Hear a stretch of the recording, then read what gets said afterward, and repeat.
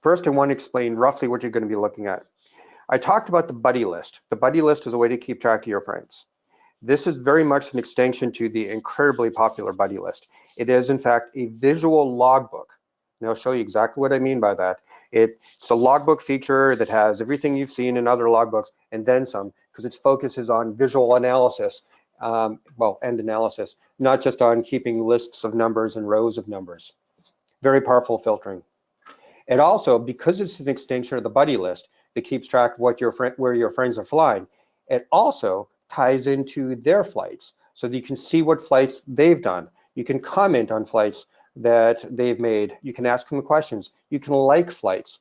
Of course, there's substantial privacy issues here, so there's a lot built into the product that lets you safeguard or selectively share, if you like, the data that you have. So no worries there. That's baked in from day one. Huge focus on privacy issues.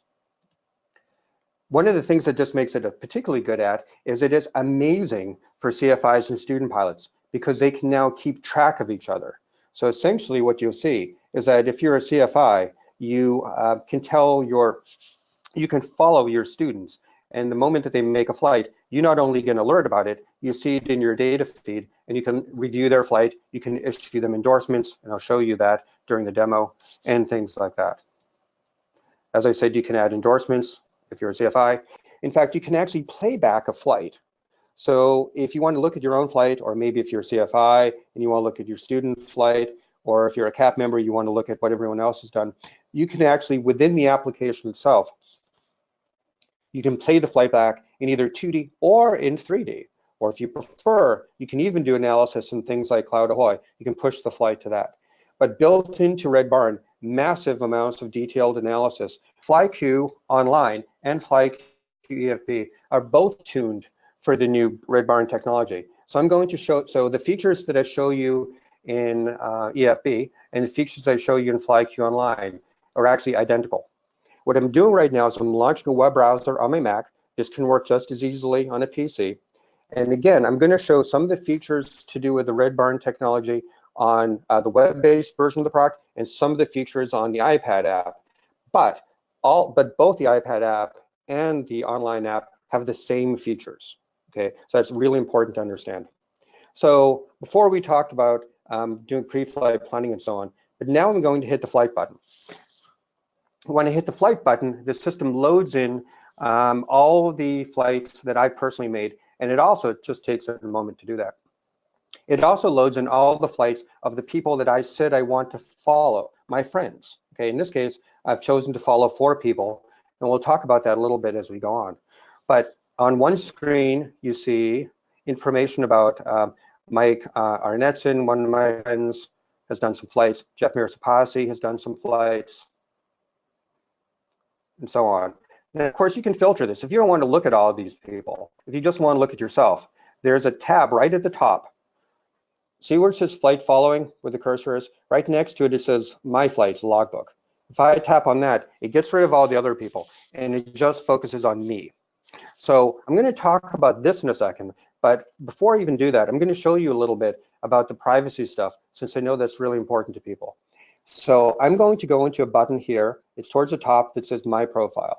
When I select My Profile, it pulls up quite a lot of information. It has, you can change your icon, so this is a picture of me on here. But the important part here, I think, is the flight privacy section. So right now, today in FlyQ EFB, you have the ability to push your flights that you record automatically to the cloud. You don't have to do that. In today's version of the product, there's a switch in settings where you can disable that and just keep the data totally local to your device. But assuming that you are pushing it to the cloud, you have 3 different settings on privacy. So with a public setting, what you end up having is a situation where other folks looking can find you, they can search for you, they can choose to follow your flights, and they can look at your flights if you want to do that. On the other end of the scale is private. The private setting says, no, none of that stuff, okay? Not going to get into this. The private stuff means that only you can access your account, okay? Now, incidentally, you can still follow other people, but it does mean that no one else can look at your data, no one else. But there's a middle setting as well, semi-private. Semi-private means that you are allowed that you allow other people to find out about you, that you exist, and see a tiny bit of information about you, but they can't look at your flights. If they want to look at your flights, they essentially request to follow you, and then from there, you can decide whether or not you want to allow them. Okay, so I'll get back to profile load later. I just want to bring up the point that the privacy features, which are, especially in today's age, something that people really care a lot about, is baked into the product. Okay, so let's go back to the flight list. So on the flight list here, a couple of things to notice. When I'm just looking at my flights, there's a summary at the top of the screen. It automatically tells me how many flights I've taken, what the duration is, distance, how many flights and how many hours I've spent as PIC, as an instrument, under instruments, or as night. So essentially, a lot of your currency stuff is right here. But what's cool about this, and I'm actually going to move to flight following to look at other people, just because there's more data to look at than my own flights. See, there's a lot of filtering that you can do here. But let's say that you wanted to know how many flights have been flown in the last 90 days or something.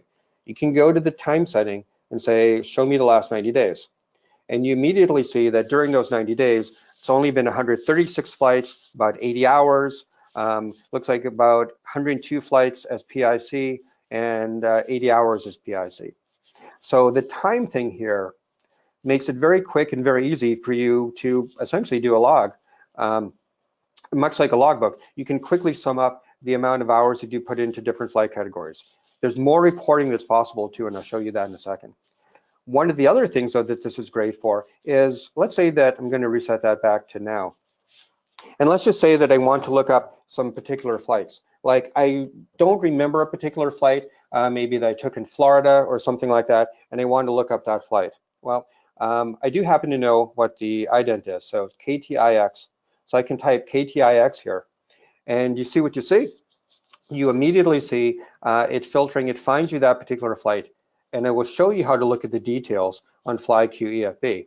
Just the point is that you can quickly filter this based on airports. Like, for example, if I'm looking for information about a flight that I took, first of all, let's make it, if I put Steve here, that filters it just to me. I can take a look at any flight to TIX or maybe to KPAE. So now, a few more flights. So I have a flight that I took to from Painfield to S60 and a flight that I took to TIX. If I remove Steve, now I see all flights that all of my friends also took. So Linda, Mike Prime, Linda Shinman, myself, and so on. So the filtering capability here is basically a logbook on steroids. Any logbook feature that you have, any logbook system that you've used before, will often let you create reports and show you number of hours and type and things like that. Obviously, we do that. Of course it does that. But the thing about it is the filtering here is extraordinarily powerful. So you can type in a lot of things. For example, you can even do things like this. Let's say I want to know time and type in a 172. So I can type in C172. And it looks like I've got 4 flights that I made in the 172, sorry, 8 flights rather, and 4 of them I was PIC, right here. Or if I fly a Cardinal, if I typed in 177, I see, I don't, but it looks like Mike does. So these are all the flights taken in the 177 Cardinal, and so on. So you can easily find time and type. So you can type in a tail number, you can filter on that, you can combine any of this stuff together. So you can say, you know, show me all the flights that I've taken between a particular airport, in a particular plane, or in a particular type of aircraft, whatever you want to do. Super, super powerful.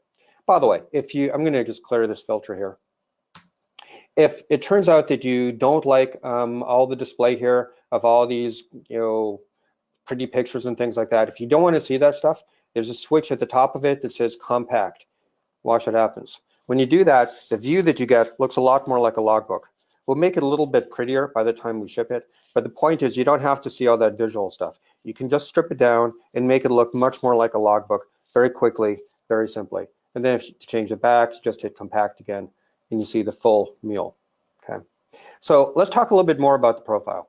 So I'm going to hit the profile button and show more about me.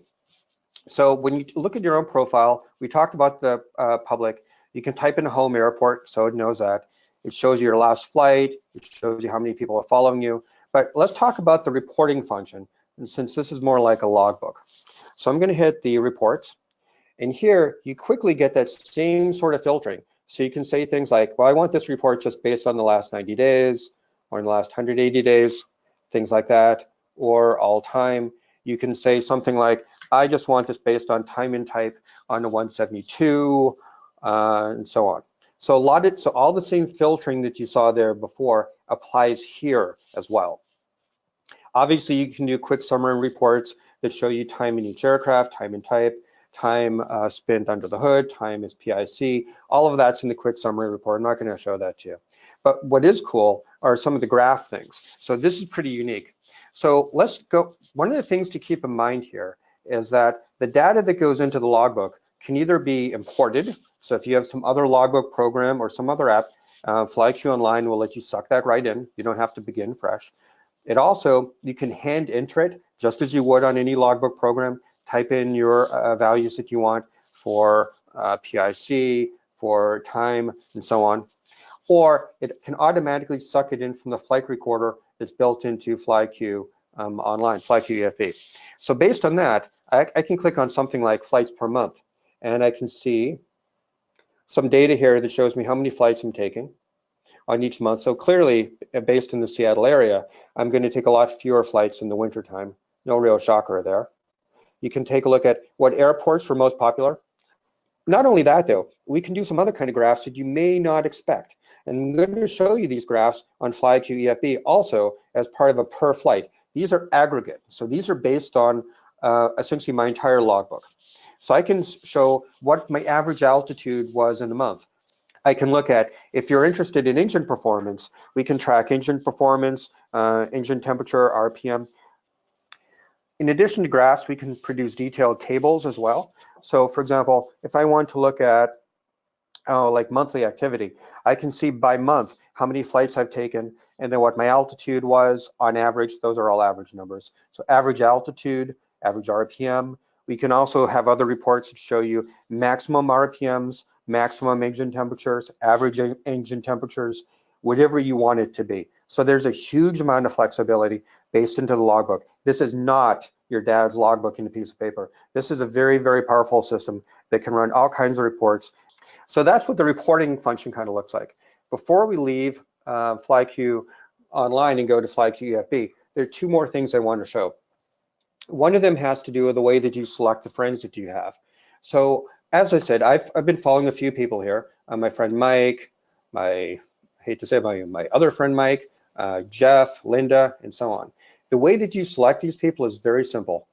Up at the top of the Flights tab, there's a button or a text field that says Friends. When you click on that, it immediately shows you the people that you're following. So I'm following Jeff Mirsapazzi, Linda Shinman, Mike Arntzen, and Mike Prime. All of those people are here. Right now, no, and they're all following me, which is handy. If, however, you want to add some more people, there's two ways to do that. If I go to my Suggestions tab, if you type in your home airport, which in this case I didn't do, I forgot to, then it would show you all the people that are flying from your airport, and it shows you how many flights they took and so on. So if you're interested in following them, you probably know some of them, you can do that.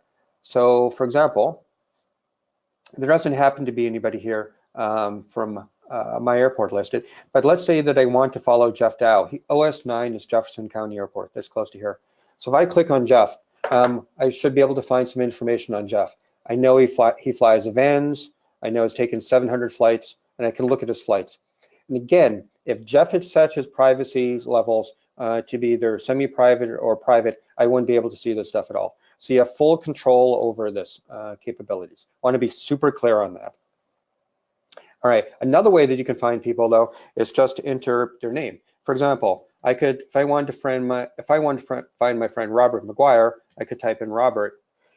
Well, no, I can't, because if I type in Robert, well, there's 4,000 people in the system named Robert, so that's not going to work too well. If I know his email, I can do that, or if I know his last name, which hopefully I do. So I type in McGuire, and it'll look for all the people with that. It's actually Robert McGuire. So the button here says follow. I now follow Robert, and away we go. Very simple, very easy to do. Okay, so that's how you select your friends. Very simple way of doing it. The list will now have to reload a little bit, as it's looking up the new people I just added. It just takes it a second to do that. If I were curious what kind of flights Robert has taken, I should be able to type in his name, and here are some of his flights right here. Okay, so a lot of things that you can do with the product very quickly from there. So there's reporting, there's functions to do that. One of the other things I want to show, though, is if something that's should be very, very interesting to people who are flight instructors. So I'm going to take a look at flight that my friend Jeff took.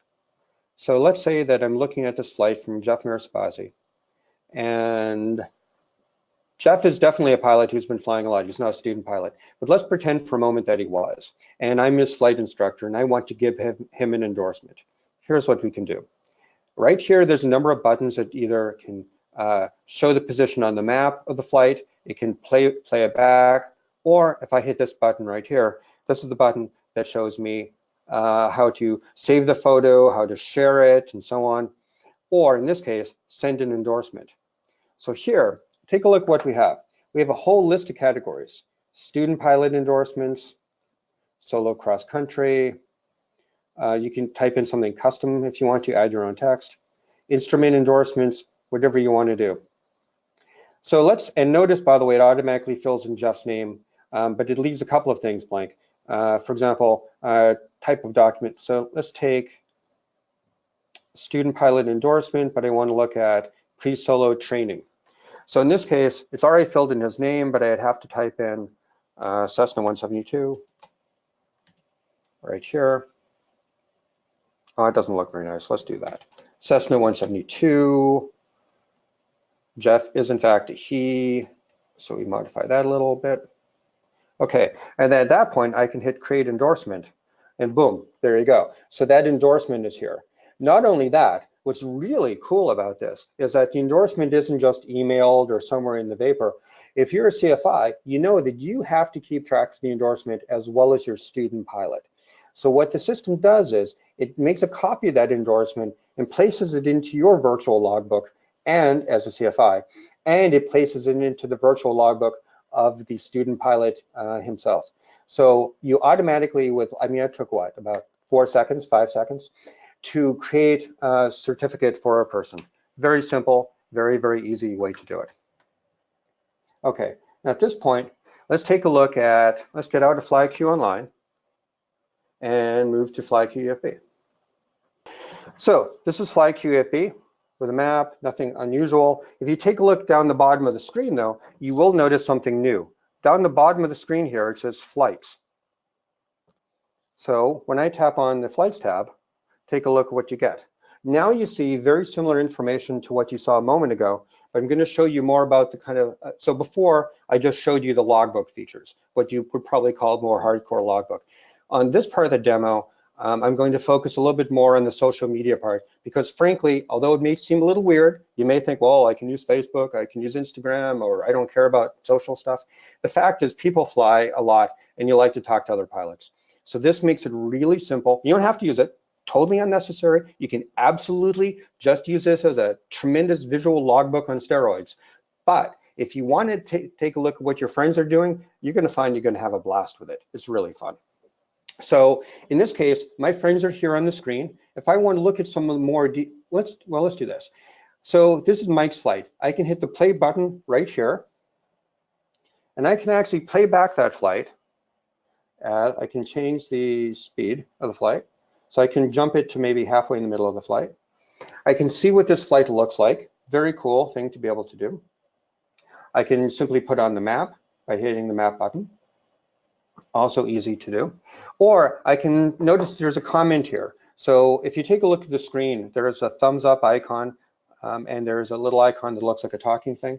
If I tap on this, it shows me more details about the flight. For example, all the comments. So it looks like I made a comment about this flight. Linda said she's always wanted to fly over the mountains. Mike Prime is asking, if Mike's mother lives somewhere around there. And Jeff Miraspazi would apparently really like to fly there. So very easy things to do. If I want to add another comment, I could say something like, must have been fun.